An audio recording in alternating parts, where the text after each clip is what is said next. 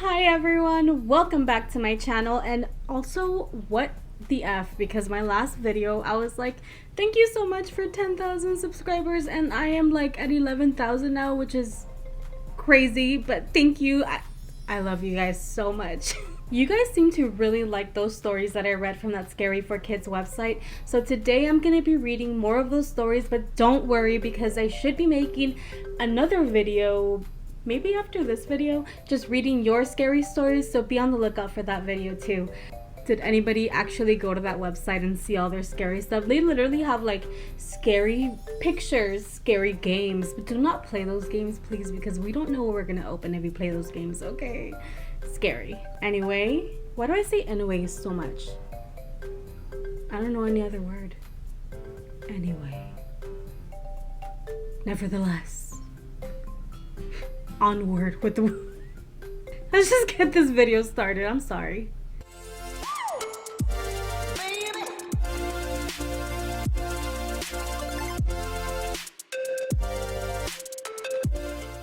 Again, I'm not gonna put the stories on the screen, but I will be leaving the link in the description, that way you guys can follow along if you'd like to.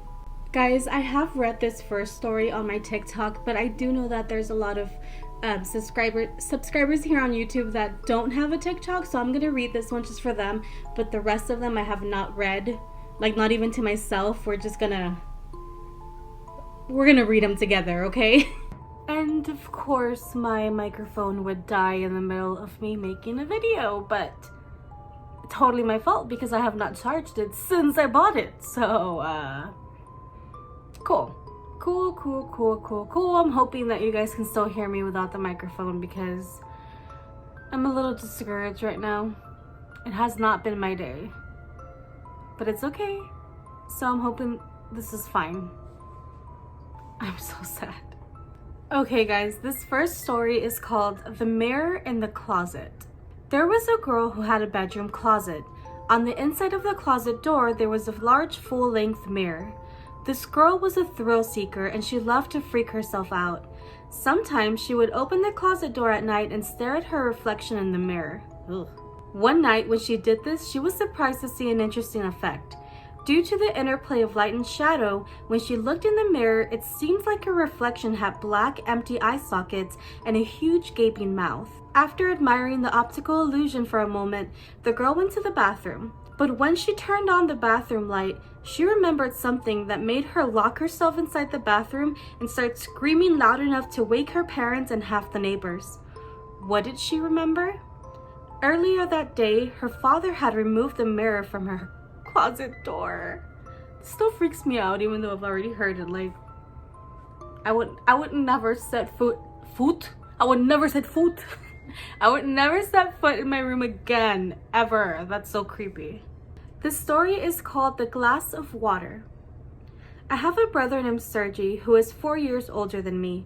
We live with our parents in a small apartment on the outskirts of the city. There's not a lot of space, so me and my brother have to share a room. We have bunk beds. I sleep on the bottom bunk and my brother sleeps on top. One night, my parents went to visit our relatives who live in the country. I stayed out late with my friends. When I got home, it was already past midnight. I didn't want to wake my brother, so I didn't turn on the light.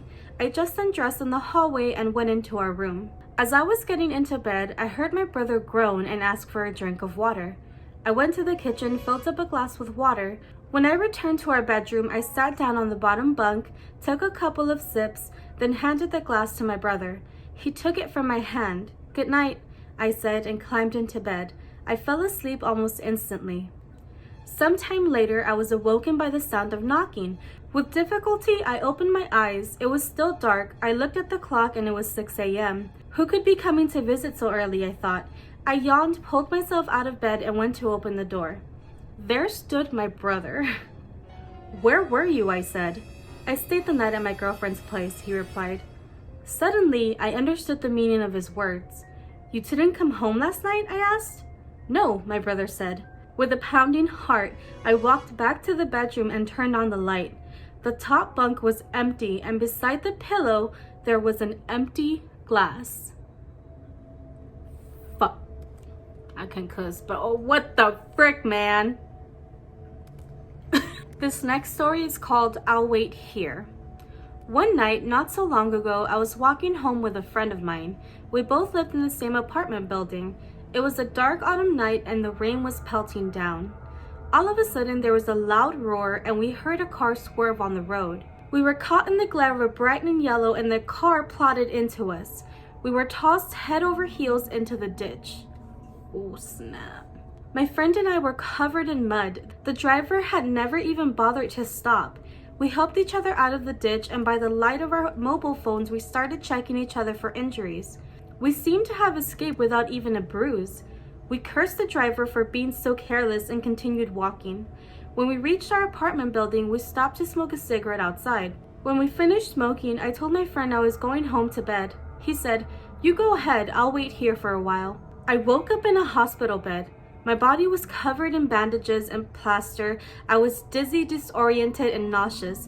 Puzzled, I asked the nurse, "Where am I? What happened to me?" "You're in the hospital," the nurse said. "You just woke up from a 3-day coma. You were hit by a car, but you miraculously survived. The police found you lying on the road." "What about my friend?" I asked. "I'm sorry," she replied. "Unfortunately, he didn't make it." When I got over the shock, I recalled the last words my friend said to me when we were saying goodbye at the entrance to our building. "Go ahead, I'll wait here for a while." That one's kind of sad. Don't you dare cry, Lefty. Don't do that was kind of sad. Okay guys, this next story is called Daughter's Birthday. In a small town, a woman stood by the side of the road. She was holding a bouquet of flowers in her hand and nervously fingering the hem of her dress. She hailed a taxi and when it stopped, she got in. "Quickly, please," she said, "I'm late." "You're meeting someone?" the driver asked. "Yes, it's my daughter's birthday," said the woman. "She's 25 years old today. She's waiting to meet me at 3 p.m.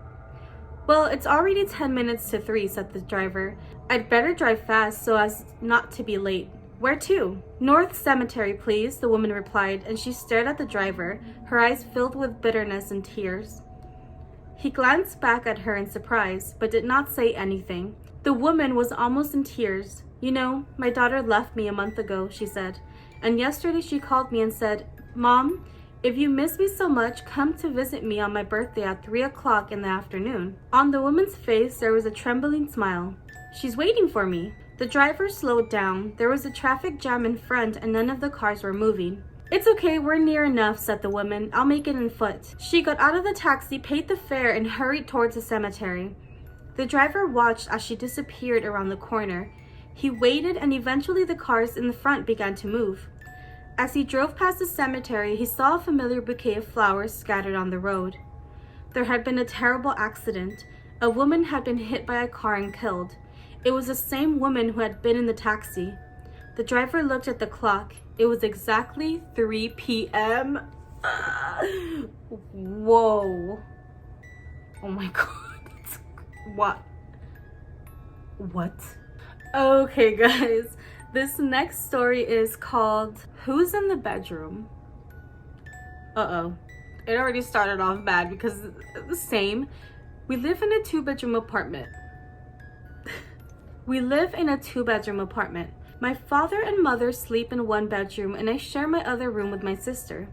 My sister always goes to bed before me because she has to get up early for work.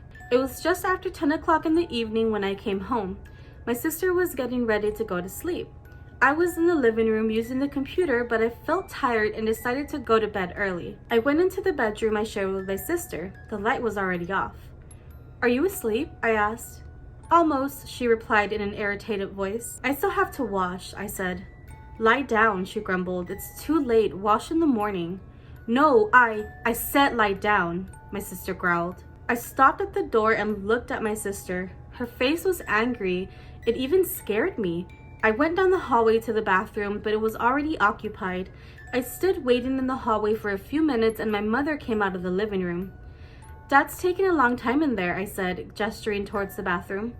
"No, he's in the living room watching TV," my mother said. I looked at her in surprise. "He's watching TV?" Then the bathroom door opened and my sister came out. I was shocked. "What's wrong?" she said when she saw the look on my face. But who's in the bedroom?" I stammered. I rushed down the hallway to the bedroom and turned on the light. The beds were empty, there was no one there, just a pile of crumpled clothes. I still asked myself the question, what would have happened if I laid down when my sister told me to? When my sister told me to.